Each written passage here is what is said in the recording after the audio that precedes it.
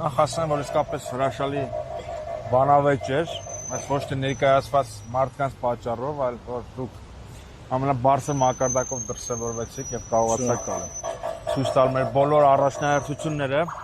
եւ իսկապես պատահական չի, որ մենք մեր քարոզարշավի վերջին օրը եկել ենք պարլամենտի մոտ, որովհետեւ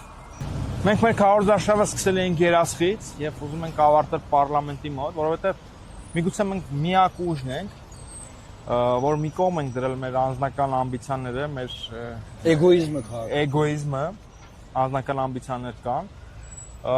եւ կարևորում ենք պարլամենտարիզմը, պարլամենտ երևույթը որպես այդպեսին։ Ուրիշները խոսում են իրենց անձերից,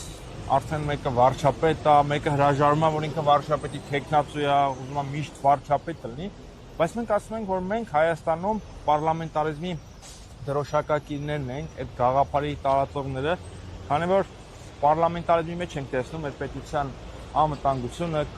կայունությունը, խաղաղ վերարտադրությունը եւ ունենալով են համոզմունքը, որ եթե մենք չունենանք նորմալ բազմաթիվ ուժերից կազմված պարլամենտ, մենք ոչ մի լավ տեղ չենք հասնելու եւ դա հանգեցնելու է պայթյունի, երբ որ մենք խոսում ենք կոմպրոմիսների մասին, կոմպրոմիսային քաղաքականության, կոմպրոմիսային պարլամենտարիզմի մասին, այդ հիվանդագին էգոիզմով տարված մարդիկ հաճախ